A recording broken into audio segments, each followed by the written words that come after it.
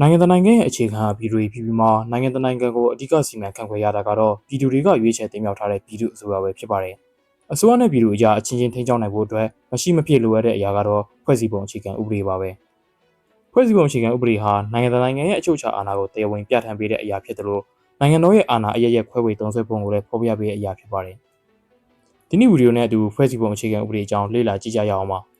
ဒါကတော့ Pray Forward ရဲ့ educational content တွေကိုတင်ဆက်ပေးနေတဲ့ channel ခွဲတစ်ခုပဲဖြစ်ပါတယ်။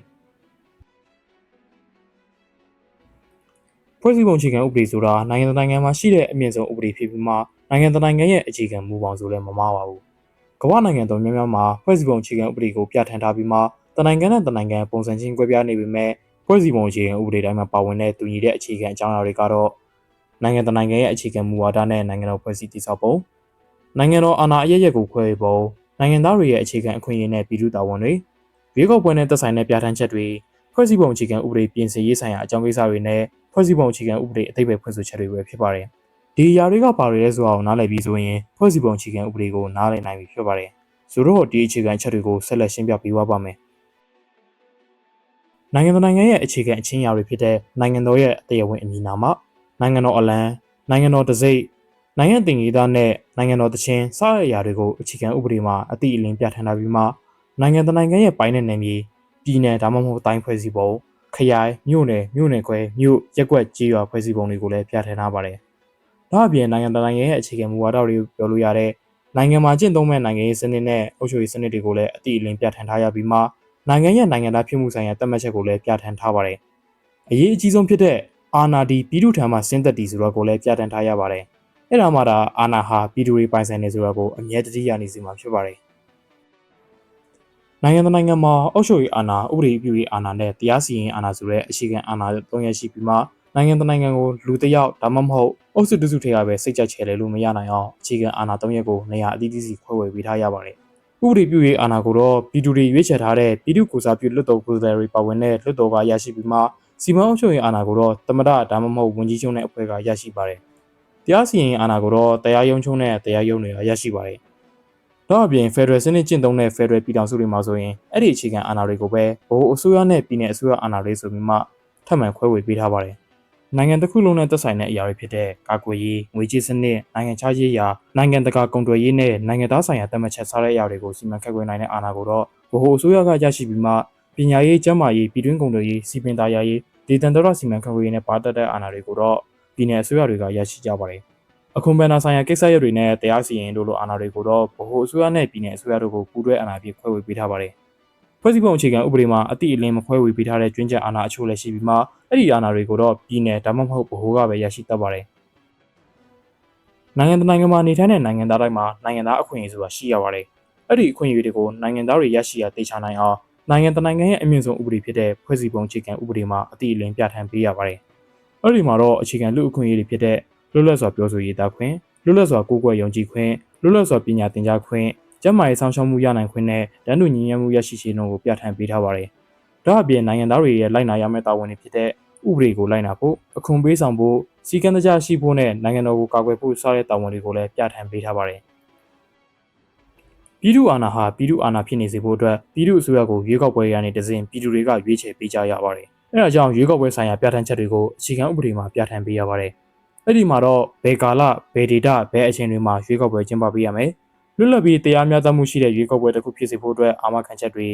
ရွေးကောက်ပွဲကော်မရှင်ရဲ့အခမ်းကဏ္ဍတွေပြည်သူတွေရဲ့ဆန္ဒမဲပေးပိုင်ခွင့်ဆိုင်ရာဥပဒေတွေနိုင်ငံရေးပါတီမှတ်ပုံတင်ခြင်းဆိုင်ရာဥပဒေတွေနဲ့နိုင်ငံရေးပါတီလဲပတ်မှုမူဝါဒတွေကိုပြဋ္ဌာန်းပေးထားရပါတယ်။ဘယ်အရာမဆိုခေတ်ကာလနဲ့အညီလက်လျောင်းနေတွေဖြစ်အောင်ပြုပြင်ပြောင်းလဲဖို့ကတော့လိုစမြဲပါပဲ။အဲ့ဒီတဘောတရားအတိုင်းပါပဲ။နိုင်ငံရဲ့ဖွဲ့စည်းပုံအခြေခံဥပဒေဟာလည်းခေတ်ကာလနဲ့အညီလက်လျောင်းနေတွေဖြစ်အောင်ပြင်ဆင်နေဖို့လိုအပ်လာတဲ့အခြေအနေတွေရှိလာတတ်ပါတယ်။ဒါပေမဲ့နိုင်ငံရဲ့အခြေခံမူပေါင်းကြီးဖြစ်တဲ့အရာဟာလွယ်လင့်တစ်ခုပြောင်းလဲလို့ရနေနိုင်ရင်ဖွဲ့စည်းပုံအခြေခံဥပဒေရဲ့ခိုင်မာမှုဟာလျော့ကျသွားနိုင်ပါတယ်။အဲဒါကြောင့်ဘလို့အခြေအနေမှာမှဖွဲ့စည်းပုံအခြေခံဥပဒေတွေကဥပဒေပြဋ္ဌာန်းချက်တွေကိုပြင်ဆင်လို့ရမလဲဆိုတာကိုဖွဲ့စည်းပုံအခြေခံဥပဒေမှာအတိအလင်းပြဋ္ဌာန်းပေးထားရပါတယ်။တချို့နိုင်ငံတွေမှာတော့လွှတ်တော်ရဲ့အထူးအများစုမဲ့85%ရရှိမှသာဖွဲ့စည်းပုံအခြေခံဥပဒေတွေကဥပဒေတွေကိုပြင်ဆင်ခွင့်ရနိုင်ပြီးမှတချို့နိုင်ငံတွေမှာတော့ပြည်လုံးကျွတ်ပြည်သူ့ဆန္ဒခံယူပွဲကျင်းပပြီးပြည်သူအများစုထောက်ခံမှုရရှိမှသာပြင်ဆင်နိုင်မှာဖြစ်ပါတယ်။ Federal စနစ်ကျင့်သုံးတဲ့နိုင်ငံတွေမှာဆိုရင်တော့ ပြည်နယ်လွှတ်တော်အများစုကထောက်ခံမှသာဖွဲ့စည်းပုံအခြေခံပါဥပဒေတွေကိုပြင်ဆင်လို့ရတာတွေရှိပါတယ်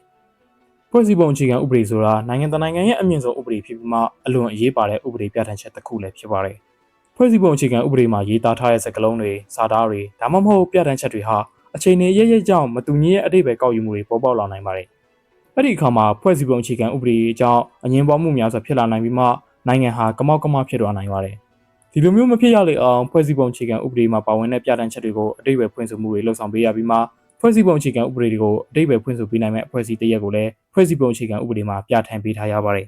။နိုင်ငံတော်တော်များများမှာတော့ဖွဲ့စည်းပုံအခြေခံဥပဒေကိုအဓိပ္ပာယ်ဖွင့်ဆိုခြင်းကိုဖွဲ့စည်းပုံအခြေခံဥပဒေဆိုင်ရာခုံရုံး Constitutional Court ကလှုပ်ဆောင်ပေးရပြီးမှတချို့နိုင်ငံတွေမှာတော့တရားရုံးချုပ်ကလှုပ်ဆောင်ပေးရပါတယ်။နိုင်ငံသားတရားရဲ့အခြေခံအခွင့်အရေးတွေကိုအစိုးရကချိုးဖောက်ခင်မဲ့ဆိုရင်ဖွဲ့စည်းပုံအခြေခံဥပဒေကိုအဓိပ္ပာယ်ဖွင့်ဆိုပြီးမှနိုင်ငံသားတရားကိုကာကွယ်ပေးလို့ရနိုင်မှာဖြစ်ပါတယ်။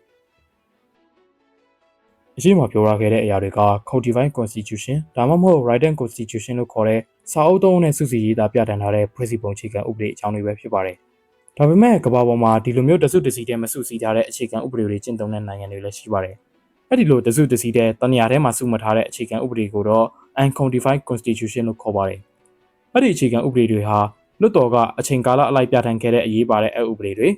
တရားရုံးချုပ်တွေကအချိန်ကာလအလိုက်အမှုတွေပေါ်ချမှတ်ခဲ့တဲ့စံပြအမိန့်ချမှတ်ပုံတွေနိုင်ငံရေးယဉ်ကျေးမှုတွေအရာနှစ်ပေါင်းများစွာကျင့်သုံးလာခဲ့တဲ့နိုင်ငံရေးစံချိန်စံနှုန်းတွေ